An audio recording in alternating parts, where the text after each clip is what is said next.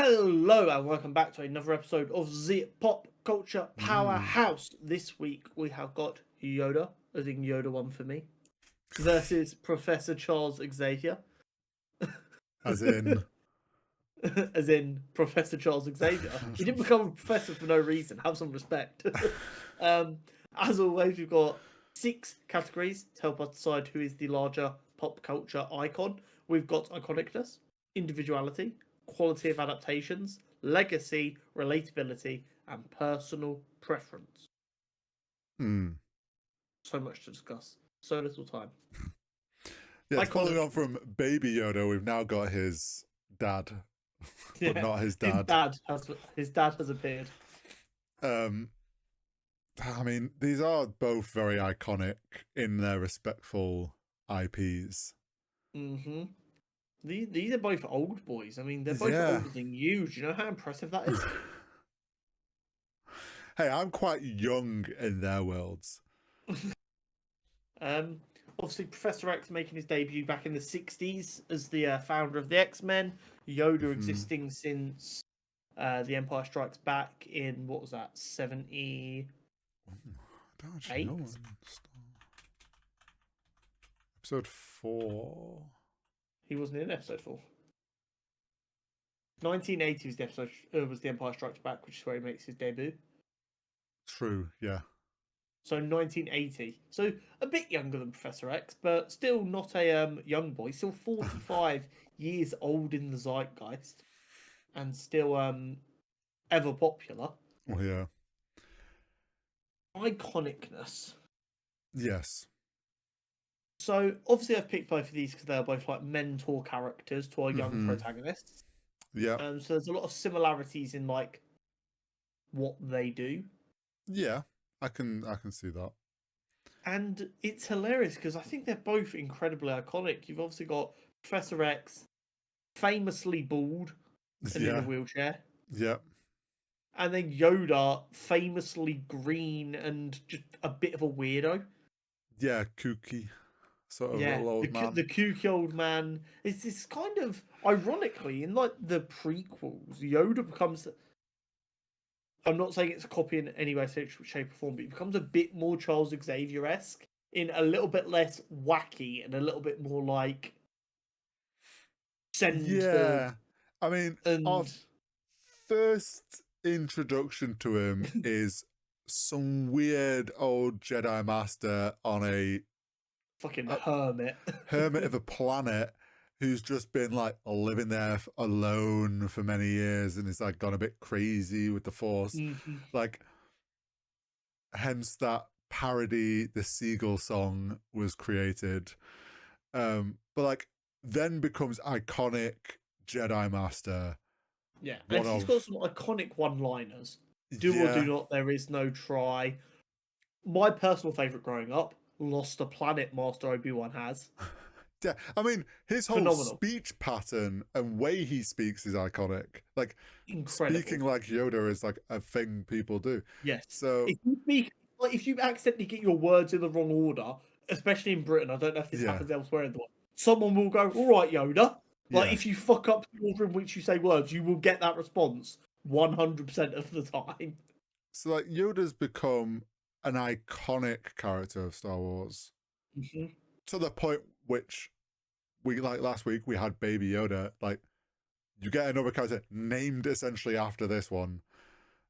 So pretty fucking iconic across the world there for Star Wars. Uh-huh. And then we've got But Professor then you X. have the grandfather of mutants. Yeah, the iconic leader of the mutants, Hmm. the kind of central figure of all the X-Men films, all the kind of eras of X-Men. Yeah, You've got Professor the X. original X-Men series, X-Men 97, the 2000s films, Yeah. um, Logan, Hmm. like Even in Doctor lots, Strange. yeah, lots of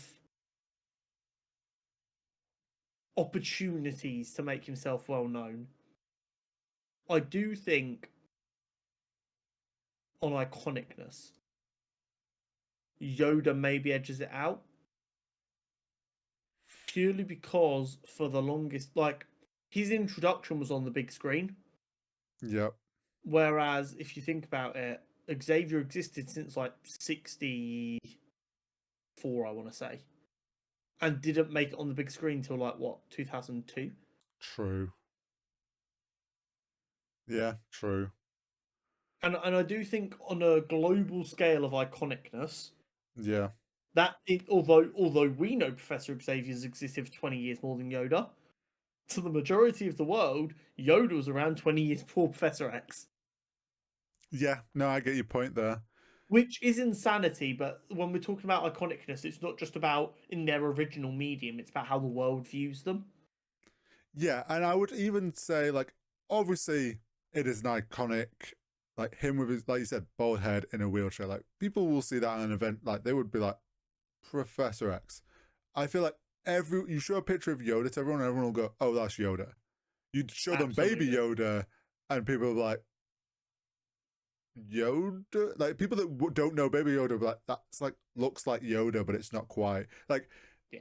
that just, him being, because he's one of three that we have ever seen on screen, Mm-hmm. makes him very easy to spot. Like you say, he was on the big screen for longer. He's kind of spread around the world a lot more I because of that. completely agree. Individuality. Playing off the one of three, I mean, Yoda is quite unique in that sense. He Mm-hmm. is the only How adult many male of that species. how many bald, wheelchair bound telepaths who have been played by Patrick Stewart can you name? I mean, he's played plenty of bold leader characters, though. I don't think Um, Jean-Luc Picard is anything like Professor X. they both sit in a chair a lot of the time. Yeah. I think these I, are very, very unique oh characters. yeah, they are. Ironically, they have one massive similarity, which is why they've been paired off against each other, which is they are like the wise old sage Mm-hmm. for the main characters that we're following. But yeah, they are both incredibly individual. Yeah. Yoda was designed to be easily recognizable. We know Yeah. that. Professor X was just kind of designed to be an old English professor. That was the idea was we're calling this dude Professor X. What Yeah. does a professor looks like? He's gonna be bald. He's gonna have like a tweed jacket with patches on Yeah. the elbows. We'll Like just put him in a he fancy looking wheelchair to make him a mutant. exactly. Yeah. Um, I think this is actually quite a difficult one to call because it really, I think, depends how you view individuality. I think like visual design, Yoda is more individual, but then when you get Mm-hmm. into them as a personality and like their character as well in that, like they are both kind of equally individual there. Both are Mm-hmm. incredibly powerful, both hold high positions of authority versus like the other people in their universe. Mm-hmm. And like both are like well, especially with Yoda, there is only two others in Star Wars that we've come across. Professor Mm-hmm. X, I don't think there's anyone that really matches Professor X in. Um, There's obviously I'd overlaps of powers in places and stuff, but yeah, I'd say inside Marvel, there's no one. You've got like other telepaths who are obviously incredibly powerful, but no one who's kind of like that. I think the closest over on DC side that has kind of a similarity is kind of like maybe a Doctor Fate, but Doctor Fate is also quite similar to Doctor Strange. I'd say Doctor Fate is like a little bit of Xavier, a little bit of Strange, and then a little bit of individuality, which is, I mean, a great way to come up with characters. well, yeah, But yeah, he is quite an individual character, as far as I'm aware. If there is anyone who's like a rip off of him or he's been ripped off of, they are nowhere near as large as he managed to be. mm-hmm. Which, unfortunately, when it comes to ripping stuff off, it's just kind of whoever's the largest is the biggest, isn't it? Yeah, it is. Now, here's the interesting one. quality of adaptations.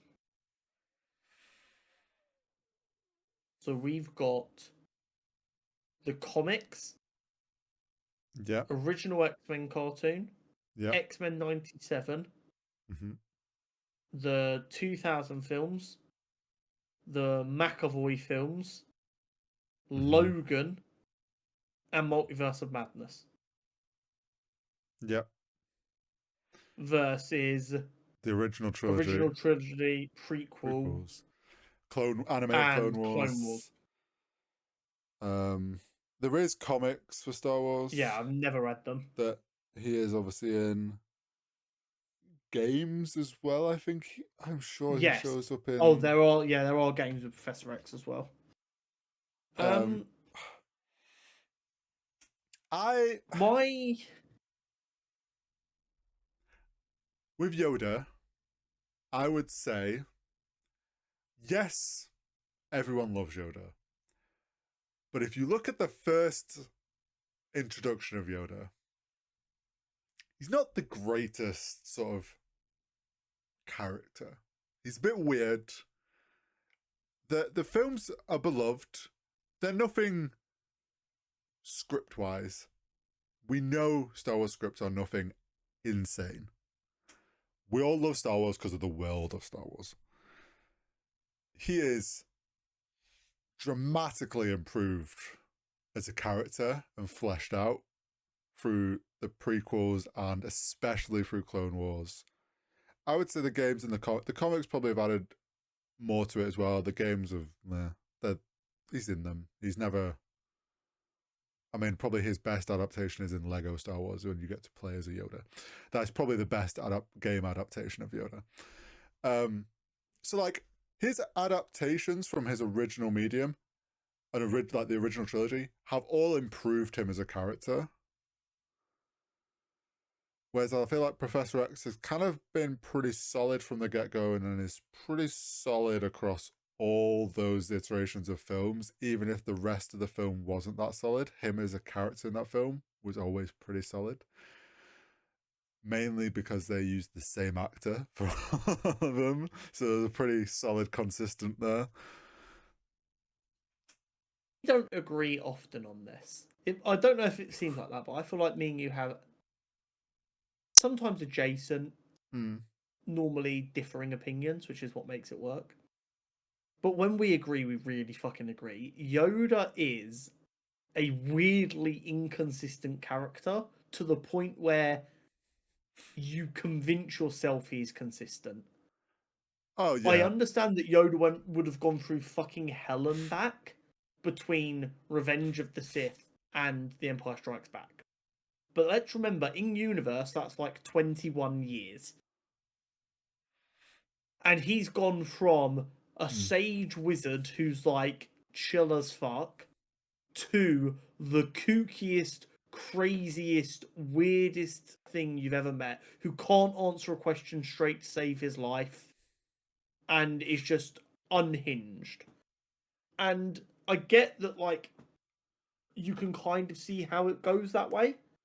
But at the same time, the Yoda we then see in the prequels and in the Clone Wars doesn't add up.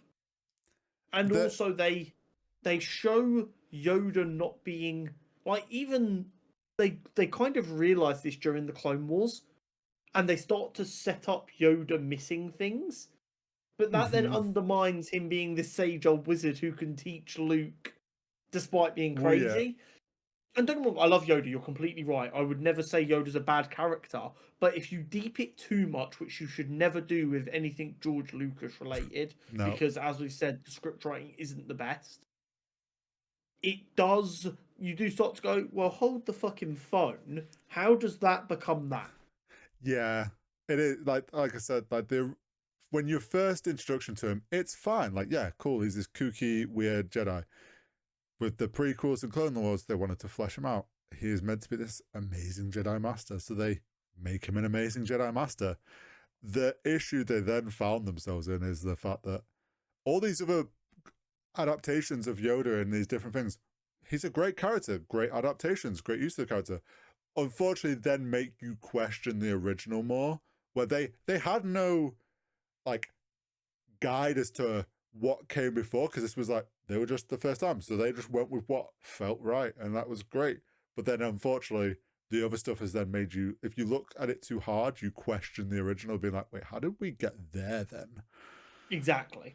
And like I said, in the very early films, they set Yoda up as almost being like this all-knowing god, and then they're like, shit, he can't be too all-knowing because then he should have seen what Palpatine was doing, and they try and fix it, and then it just kind of makes it a Well, bit that's just messier. the Star Wars way. You fix what was said with more new stuff. But on the flip side of that, I don't think the average person understands that Charles Xavier's a bit of a dick who can't really be trusted too much. And I guess this comes down to the whole problem of when you're a character in the written medium for 60 years, Hmm.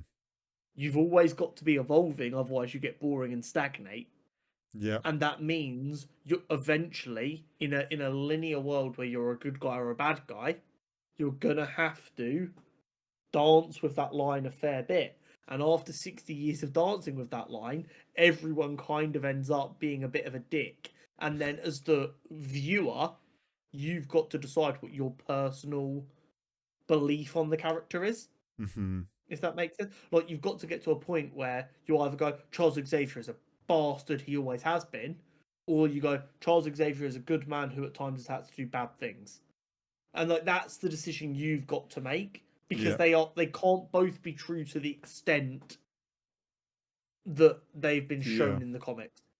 And as a general rule, in the film adaptations and the comic adaptations, what you get left with is Charles Xavier is an idealist who doesn't really know how to make his idealism come true.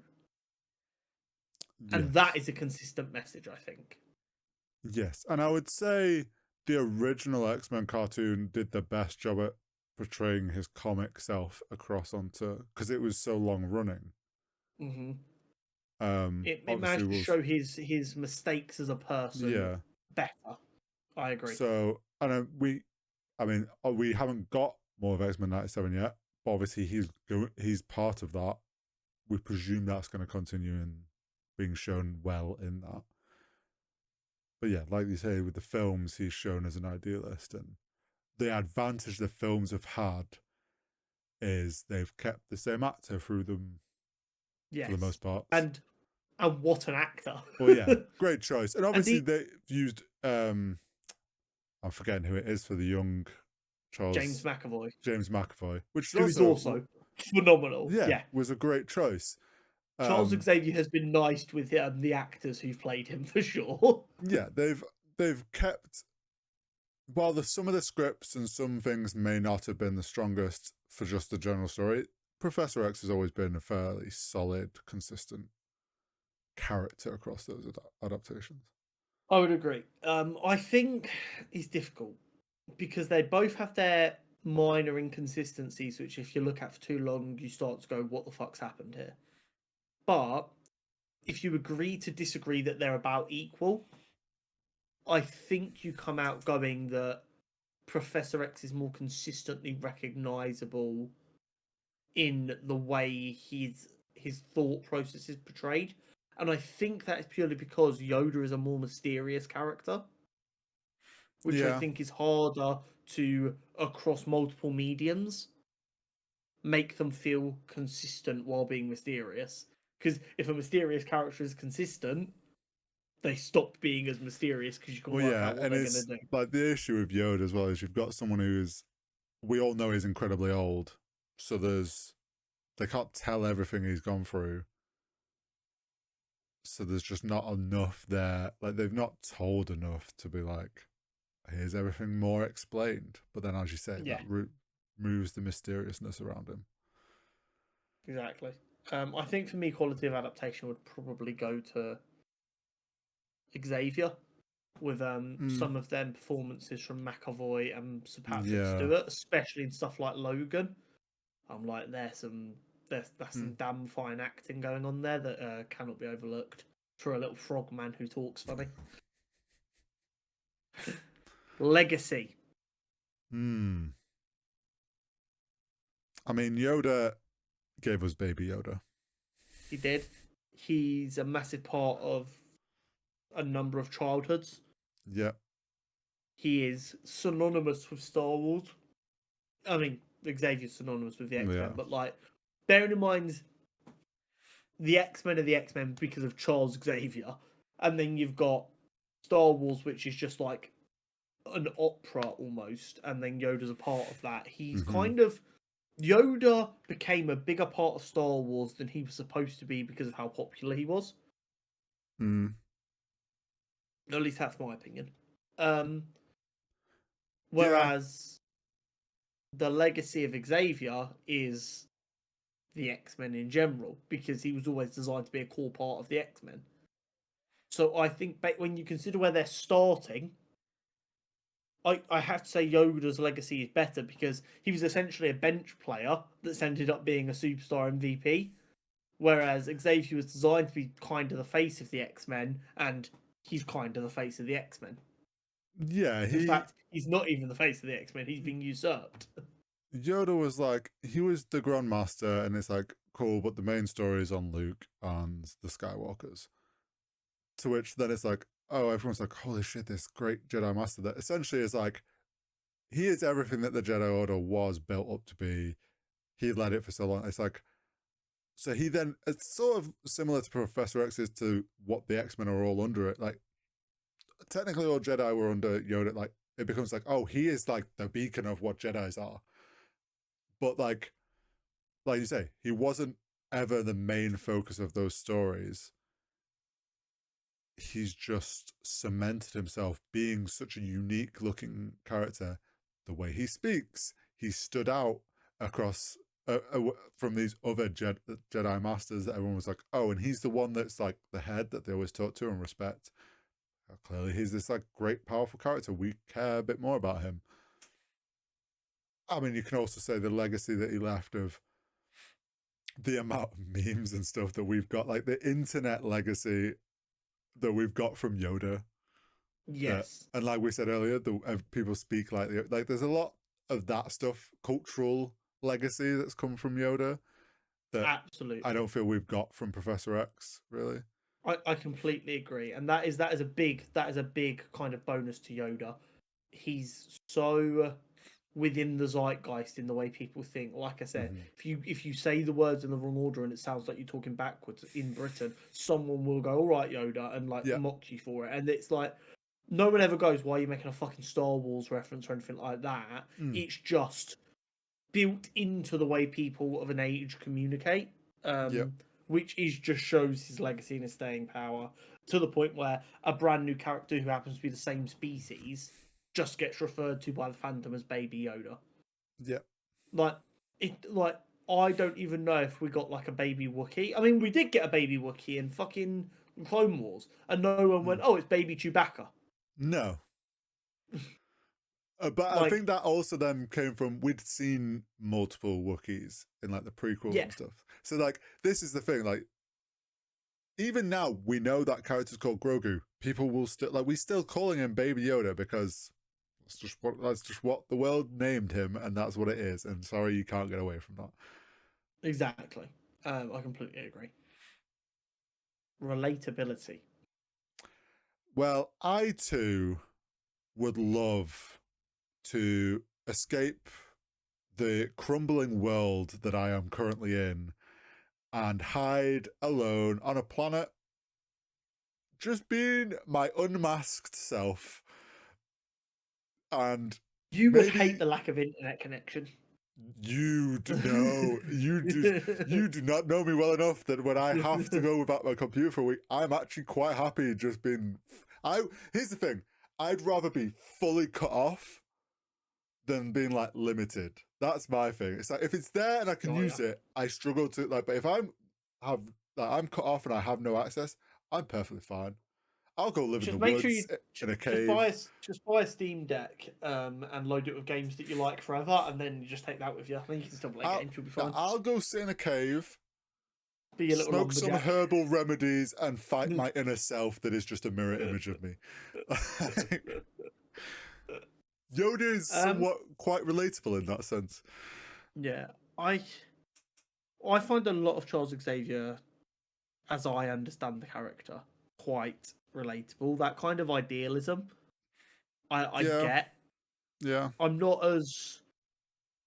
I don't believe in it as strongly as him, but I guess that's kind of the idealist, isn't it? He believes in it so strongly you couldn't shake his belief in it. Mm-hmm. I think there's an element of Xavier that I'd like to strive towards, in that kind of idea of I would like to keep giving chances and try and do better, which is kind of what he's there for people to project onto him. It's like, I want to be 1% more like Charles Xavier. I want to believe in people a little more. Yoda is just... Yoda's what I want to be in an ideal world. I want to be a weird little dude that's crazy powerful, that everyone's just kind of like, hey, yeah, he's weird, but he gets the job done, so who cares? Well, Like, yeah, that's an ideal situation. and like he was when he was before he vanished, he was like incredibly powerful, great leader, was wise, was like similar to Professor X in the way like he believed in there's good out there and like the Jedi and the Force, the light side is stronger than the dark side. He believed in all that stuff and he was a advocate for it. And it's like he trusted Anakin would be good. Like he wasn't super scared of it. Like he wanted to believe that there was like a goodness in like in everybody that came along. Yeah, and then he just went a bit kooky because he was like, the world's crumbled and I'm fine. I'm done trying to fight it. Yeah, ironically, I think you kind of nailed it there. It is the case. He's very similar to Xavier in the sense of he is a idealist, but whereas Xavier knows he's nowhere near the ideal yet, Yoda thinks they're so close to the ideal that he doesn't have to work as hard anymore, and that's kind of how stuff starts to crumble a little bit. He's like, "No, we're doing so well, nothing can possibly go wrong. You don't need to worry about Anakin; it'll be fine." But he's not realizing that everything's not fine. The world he was in was going so well, and he was like would see the light in everyone, despite some niggly things. Like he wanted to believe that he became blind to the evil that was growing in the world. Whereas, like you say, Professor X was always still very aware of that. Mm-hmm. And then personal preference. I imagine we're both going to be the same for this. I mean, for me, it's Yoda. Yeah, how can you not love Yoda, man? Like, don't get me wrong, Professor X is an awesome character, but Yoda is a core childhood moment. Every kid that's ended up watching Star Wars remembers the first time they see Yoda, and they're like, "Hello, Kermit. You're quite funny." Like, I'm telling you, part of his design was based on Kermit the fucking Frog. They're like, that Kermit dude. It was a mix of Kermit and Gremlins. Yeah, it's just brilliant. How can you not love him? Let's tally this up then. Iconic-ness, we probably go Yoda. I think so, yeah. Individuality, we call a tie. I think we said it was a tie, yeah. Quality of adaptations was Professor Xavier. Yeah, then Professor X. And then legacy is Yoda. Yep. Relatability, probably a tie. Yeah, because I'd say Yoda's more than Professor X for usual. And then personal preference was personal Yoda. Preference is Yoda, making it 3-0 Yoda. A valiant effort from Professor X. Yes. But the idealist once again loses. And the kooky dude who smokes space weed in his heart wins. Yeah. Shock. So as our world in the real world is crumbling, I tax Pluto as my planet because I still believe it's a planet. I refuse to change my point of view on that. You go live on Pluto and just smoke space weed. Yeah. Until some random 19-year-old manages to find you and you're like, I'm going to teach you the ways of the Force, dude. Watch. Look, it's levitating. No, it's not because of the lack of gravity. Look. I'm going to teach you the ways of playing tank on Marvel Rivals. But that is it for this week's Pop Culture Powerhouse.